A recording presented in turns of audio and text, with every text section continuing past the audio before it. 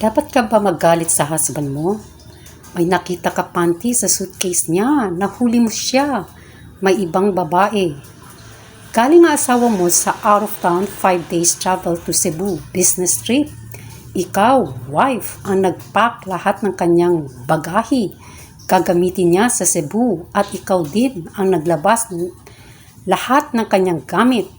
Umiyak ka dahil nakita mo may panty sa suitcase niya at may lipstick ang kanyang t-shirt. 100% your doubts absolutely correct. May babae nga ang asawa mo at mga iba niyang damit ay amoy women perfume. Anong gagawin mo ngayon kung ikaw ang first legal wife? First step, or you should move as a godly wife. Balikan mo ang taon na pinakasalang ka ng asawa mo at nag-promise kayo dalawa, till death do us apart. Diba sabi sa Bible? 1 Corinthians chapter 13 verse 4 to verse 5. Love is patient, love is kind. It does not envy, it does not boast, it is not proud, it does not dishonor others. It is not self-seeking. It is not easily angered. It keeps no record of wrongs. Paliwanag ko, yung verses 4 and 5, ito yung nararamdaman ng puso mo nung time sumumpa ka nang mamahalin mo siya. Buong puso mo, buong pagkatao mo, sinuko mo sa kanya. Time na kinasal kayo. Sinabi mo pa nga, expression mo, kamatayan lang ang pwede maghiwalay sa inyong dalawa. Ibig sabihin o kahulugan ng sumpa na iyon ay kahit may babae siya, mamahalin mo pa rin siya. Kahit may panty at kondom ang suitcase niya, hindi mabubura o bababa ang pag-ibig mo sa kanya. Hindi mo rin tatanungin ang asawa mo tungkol sa kanyang pagiging babaero niya. Ang kanyang kahinaan ay pupunuan mo ng love, understanding. Man is for procreation. Tandaan mo yan. Kahit nahuli mo, nakapatong ang babae sa kanya, walang makakasira sa relasyon ninyong dalawa. Ang respeto mo sa husband mo, hindi lang 100%, pero 200% na ngayon. Ang compassion, mercy, and kindness ang sinisigaw ng puso mo para sa husband mo. Walang magbabago dahil siya ang taong pinakasalan mo.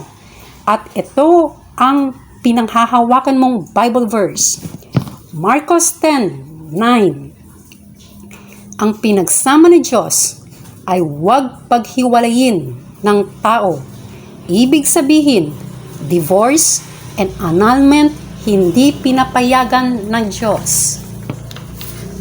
Pangalawa, as a legal wife, huwag kang papayag gagamitin ka ni Satanas para wasakin ang pamilya mo. Sabi sa Biblia, Santiago chapter 3 verse 14 to 16. Ngunit kung ang naghahari sa inyong puso ay inggit at makasariling hangarin, huwag ninyong iyong ipagmalaki at huwag ninyong ikaila ang katotohanan. Ang ganyang karunungan ay hindi galing sa langit, kundi makalupa, makalaman at mula sa demonyo. Sapagkat saan man naghahari ang inggit at makasariling hangarin, naghahari din doon ang kaguluhan at lahat ng uri ng masamang gawa. Paliwanag ko, naiinggit ka dahil hindi ikaw ang kasama sa Cebu? Nagagalit ka dahil yung pera ginamit niya sa ibang babae at hindi ginamit sa iyo at anak mo. Naiinggit ka, ang laman ng puson ng asawa mo ay yung kabit, hindi ikaw. Ang sabi ko po, puson, hindi puso. Kahit 1,000 ang laman ng puson niya, ikaw lang nag-iisa. Nasa puso niya, tandaan mo yan. Magrereklamo ka sa isang programa sa YouTube kung saan buong kasamaan ginawa ng asawa mo at buong pagkatao niya, pinabroadcast mo para malaman na buong mundo na siya ay babaero at gusto mo ipakulong yung kabit at husband mo para mabulok siya sa kulungan. Gusto mo rin ipaputol ang kanyang ari dahil paulit-ulit na lang ang perwisyo. Wife, huwag mo siyang hatulan. Hayaan mo ang Diyos humatol sa kanya. Ang Diyos ay buhay. Ang asawa mo, physically alive but spiritually dead. Tandaan mo yan. Kung sakali nagreklamo ka sa programa na iyon, you destroying his life, his reputation, his love, his dignity, his respect, and trust on you. Ikaw ang pinakasalan niya. Ikaw ang sisira at wawasak sa buhay niya. Wag kang mangmang wife. Hindi lang po yun. Ikaw din ang wawasak sa buhay na anak mo. At buhay mo ang susunod mo sisirain. Sino ngayon tumatawa pag winasak mo ang covenant ninyong mag-asawa? Sino ngayon humahalakhak habang gumuguho ang foundation ng pamilya mo? Sino ngayon nagtagumpay sa masamang kadiliman ng buhay? Walang iba kundi si Satanas. Pinaglingkuran ninyo parehas mag-asawa. Bakit niyo pinaglingkuran si Satanas? Dahil wala kayo tunay na relasyon sa Diyos kay Kristo Jesus. Wala kang morning prayer or quiet time with the Lord. Hindi ka nagbabasa ng Bible eh. Ang Biblia sinulat in-inspired by the Holy Spirit. Ang tanong, naging mahalaga ba sa pamilya mo ang Biblia? Binasa ba ninyo at pinag-aralan ninyo sabay-sabay? Lahat ng tao may problema mula sa sanggol hanggang sa kamatayan ng tao. Kung nagbasa ka, alam mo taktika ni Satanas pag siya may gawa nun.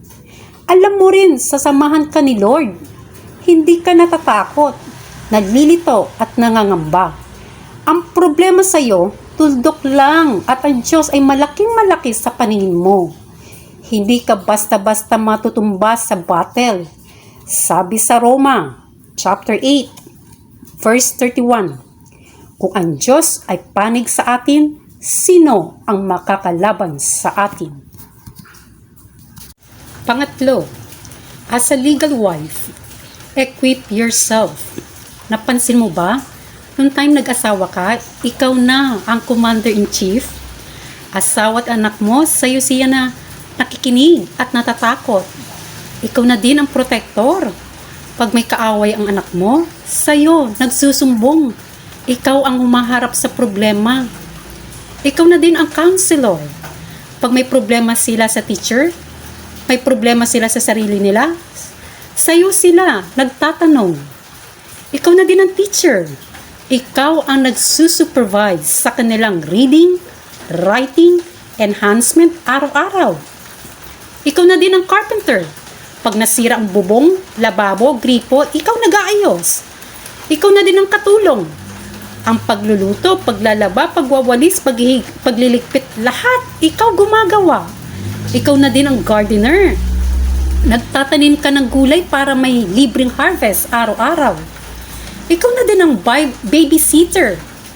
Ikaw na din ang yaya, tagahatid at sundo na anak mo. Lahat inako mo. Lahat ginawa mo. Tawag sa'yo, superwoman. Anong gagawin ng husband mo sa loob ng bahay? Ginawa mo na lahat ng posisyon, pati trabaho niya as a leader, inspector, and manager, inangkin mo na rin. Please, watch related video about godly husband sa mga lalaki. Ang title, Why Husband Has the Most Crucial Responsibility in Marriage.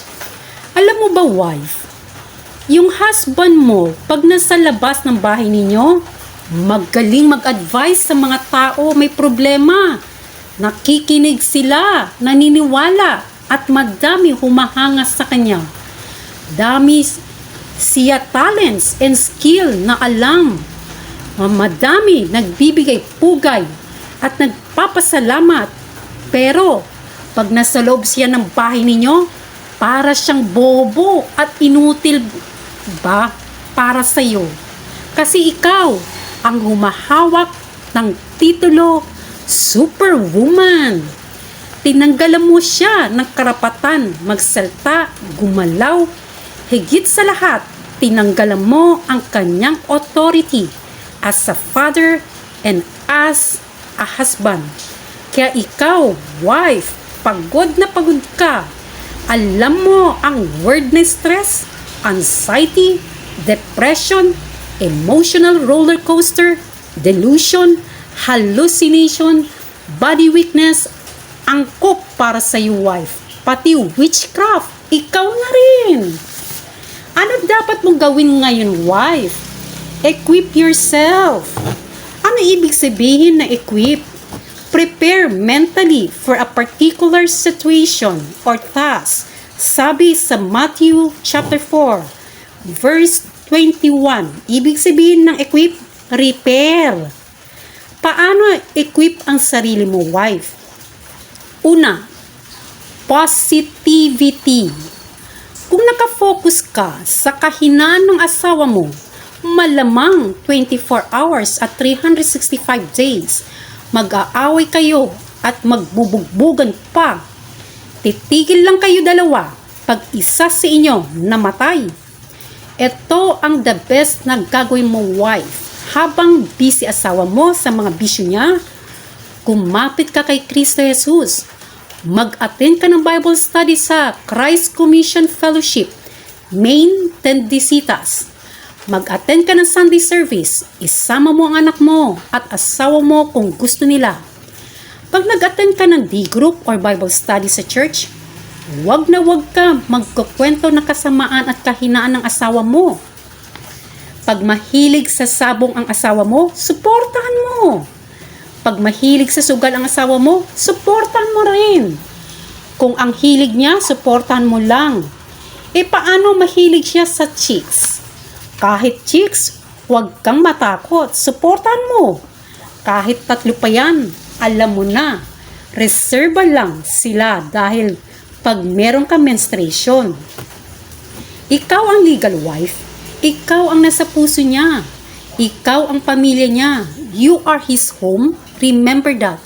Your responsibility as a wife, show to your husband he has authority in the house. Ipakita mo sa kanya, mahalaga siya sa anak mo at sa iyo. Celebrate his birthday and your anniversary. Timplan mo siya ng juice or coffee araw-araw. Magtawanan kayo habang nagkukwentuhan, kayong dalawa. Para kayo dalawa, magkaibigan ba? Don't ever accuse him. Don't ever saying any bad words on him. Don't ever control him. Neither manipulate him. Kung siya nagkasala sa Diyos, problema na niya yun. Basta ikaw, wife, you're doing your responsibility as a godly wife. Pangalawa, independence means freedom, self-sufficiency, self-support. Sabi sa Bible, Book of Galatians chapter 5 verse 1, it is for freedom that Christ has set us free. Stand firm, then, and do not let yourself be burdened again by a yoke of slavery. Kung si Satanas, traidor, ikaw dapat matalino ka. Ang buhay mo hindi umiikot sa asawa mo.